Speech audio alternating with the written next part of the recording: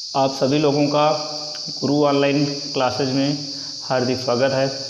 आज हम कक्षा 9वीं भौतिक विज्ञान पढ़ने जा रहे हैं। आज हम लोग दूरी समय ग्राफ पढ़ेंगे। क्या पढ़ेंगे? दूरी समय ग्राफ। हम देखते हैं दूरी समय ग्राफ। हम एक डायग्राम बनाते हैं। हम क्या बनाते हैं? एक डायग्राम बनाते हैं। ऐसे ये हमारा क्या है? डायग्राम है।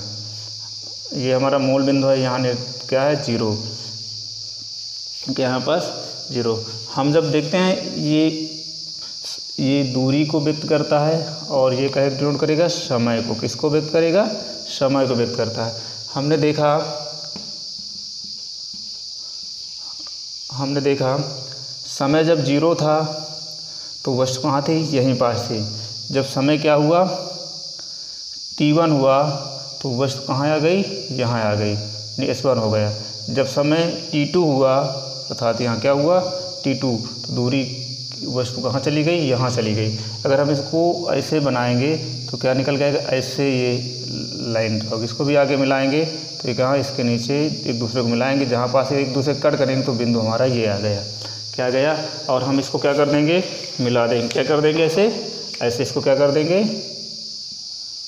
ऐसे मिला देंगे। देखते हैं जो हमारे पास वेग निकलेगा v = जो निकलेगा वो क्या निकलेगा? v = जो निकलेगा वो क्या निकले?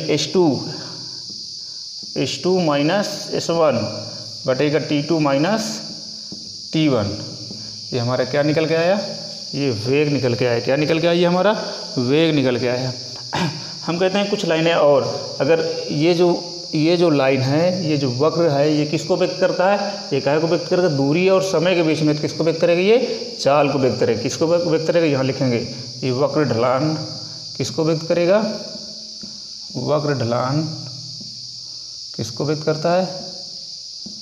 चाल को व्यक्त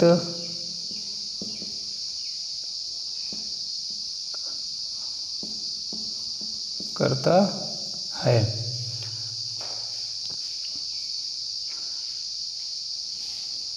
हम अगर यहाँ इसको हम कहते हैं ये क्या है? ये थीटा है। हम इसको क्या मान लेते हैं? अगर हम ये कहें ये थीटा है, या हम इस तरह से कुछ और इसमें कुछ वक्र ढलान इस तरह से बना लेते हैं। ऐसे करके कुछ और बना लेते हैं। अब ये जो वक्र ढलान जितना सीधा होगा हमें ये इस वक्र ढलान से ये पता चलेगा चाल उतनी तेज है। हम कहते हैं ये चाल क्या है? ये चाल अगर हमारी क्या थी? S1 थी। ये चाल S2 थी। ये चाल क्या थी? S3। तो इसमें चाल जो होगी वो सबसे तेज किसकी होगी? S1 की होगी, क्योंकि इसका जो वक्र ढलान क्या है? सबसे सीधा है। तो यहाँ क्या करेंगे? S1 किससे? S2 से क्या है? बड़ा है। फिर S2 किससे बड़ा है? S3 से। अर्थात सबसे कम किसकी चाल है? S3 की। हम ये कह सकते हैं जितना अधिक थीटा का मान होगा उतनी ज़्यादा क्या होगी? उतना ज़्यादा वेग क्या होगा? ज़्यादा होगा। अर्थात वेग उतना ज़्यादा चाल यानी वस्तु उतना तेज क्या होगी? गति करती होगी। हम आगे देखते हैं। अब हम देखते हैं ये क्या है? हम क्या बनाते हैं? एक डायग्राम बनाते हैं। हमने एक इस तरह से एक ग्राफ बना लिया। ये क्या है? या दूरी को व्यक्त करता है, ये क्या को व्यक्त करता है? समय को व्यक्त करता है। हम देखते हैं, हमने देखा जब समय समय 0 था तो वस्तु कहाँ थी? यहाँ पास थी। कहाँ थी? इस बिंदु पर थी। और जब समय कितना हुआ? t हुआ तो वस्तु कहाँ हुई? 40, दूरी कितनी हुई? 40 मीटर। हम देखते हैं अब कुछ और समय बीता, यानी समय ज़्यादा हुआ, लेकिन हम देखते हैं वस्तु कहाँ है? वहीं पास स्थिर है। तो हम बोलेंगे ये वस्तु क्या है? ये वस्तु अर्थात क्या है? रुकी हुई है, यानी बढ़ नहीं रही है। तो हम बोलेंगे वस्तु कैसी किस अवस्था में है? यहाँ लिखेंगे वस्तु किस अवस्था में है? वस्तु रुकी हुई है। क्या है ये? वस्तु क्या है? रुकी हुई है। क्या बोलेंगे हम? वस्तु रुकी हुई। आगे हम देखते हैं वेग समय ग्राफ। वेग समय ग्राफ क्या होता है? हम इसको देखते हैं, समझते हैं।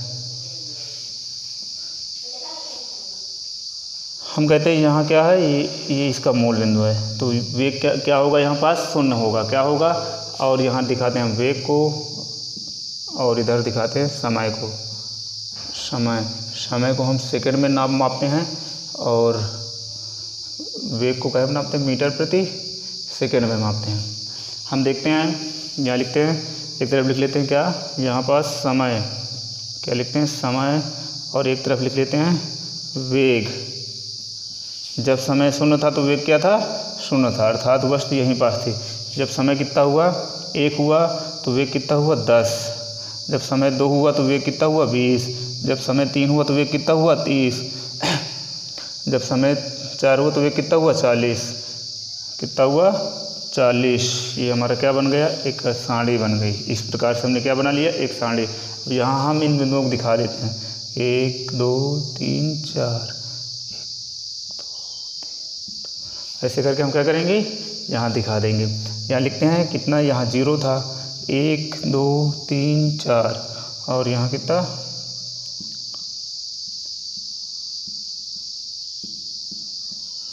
ये दिखा दें। हम देखते हैं इसको यहाँ तक बढ़ाएंगे, आगे कहाँ तक बढ़ाएंगे, यहाँ तक बढ़ाएंगे। इसको लाल से हम कर देते हैं, थोड़ा साफ दिखेगा। इसको भी हम बढ़ाएंगे ऊपर की ओर। ये जहाँ पास एक दूसरे को कट करेंगे वही क्या आ जाएगा हमारा, वो बिंदु क्या होगा हमारा, वही बिंदु होगा। ये बिंदु हमारा प्राप्त हो गया। आगे हम क्या करते हैं, आगे हम क्या करते हैं, 2 को बढ़ाते हैं ऊपर की ओर। इस प्रकार से इसको भी हमने बढ़ाया। तो ये इस बिंदु पर क्या करें, एक दूसरे को स्पर्श किए। आगे हमने 3 को भी बढ़ाया ऊपर, इस प्रकार से इस 30 को भी बढ़ाया। ये यहाँ ये बिंदु हमारा प्राप्त हुआ। इस प्रकार हम क्या करते हैं, 4 को भी बढ़ाते हैं इस प्रकार से, ये यहाँ स्पर्श किए। ये जहाँ एक दूसरे को स्पर्श इन सभी बिंदुओं क्या कर देते हैं, मिला देते हैं। क्या करते हैं, इन सभी बिंदुओं क्या कर देते हैं, इस प्रकार से क्या करते हैं, मिला देते हैं। ऐसे हमने क्या कर दिया, मिला दिया। तो ये हमारा जो ये ढलान होगा, ये किसको व्यक्त करेगा, त्वरण को व्यक्त करता है। किसके बीच में, वेग और समय के बीच में खींचा गया वक्र ढलान किस चीज़ को प्रदर्शित करता है, त्वरण को व्यक्त करता है। यहाँ लिख देंगे वेग समय रेखा का ढाल त्वरण को व्यक्त करता है। किसको व्यक्त करता है, त्वरण को व्यक्त करता है।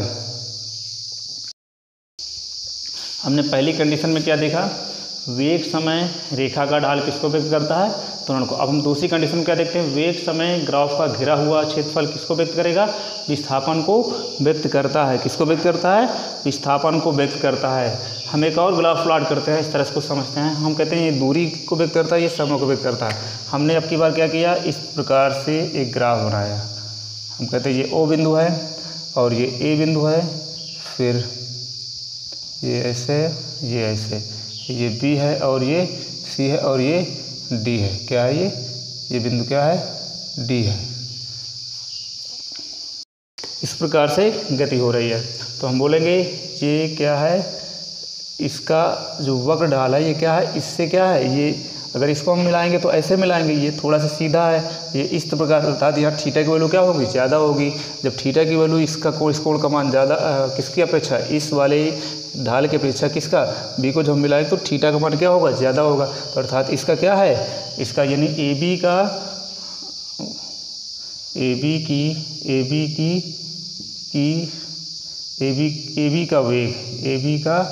वेग, नहीं ए बी की चाल लिखते हैं, ए बी की चाल किससे, ओ ए से ज़्यादा है। किससे ज़्यादा है, ओ ए से ज़्यादा है। क्यों ज़्यादा है, क्योंकि ये क्या है, ये इसका जो वक्र ढाल है ये क्या है, एकदम सीधा नहीं है, इसका ज़्यादा सीधा है। ऐसे मिलाएं तो ज़्यादा सीधा है, तो अर्थात इसकी जो इसका वेग होगा किससे, कि इससे कम होगा। यहाँ लिखेंगे किसके, ए बी से किसका, ओ ए का क्या है, कम है। अब हम क्या करते हैं, बी सी का जो वक्र ढाल है, बी सी का ये तो ज़्यादा सीधा है वैसे भी, लेकिन इससे किससे, सी से भी, बी सी से भी ज़्यादा सीधा है। तो बी सी से भी क्या होगा, यहाँ लिखेंगे ए बी की चाल किससे, बी सी से ज़्यादा है। यहाँ लिखेंगे, क्या लिखेंगे, ए बी और ए बी की चाल किससे, बी सी से ज़्यादा है। अब हम सी डी की बात करते हैं। सी डी की चाल शून्य है। क्या है, सी डी की चाल शून्य है, यानी सी डी बराबर क्या, शून्य। क्यों सी डी की चाल शून्य है, क्योंकि सी डी जब ये किसके, इसके समांतर हो गए, जब इसके समांतर हो गए तो हम देखें क्या इसकी चाल शून्य है, अर्थात तो क्या है, चाल है ही नहीं, अर्थात गति हो ही नहीं रही, अर्थात क्या है वो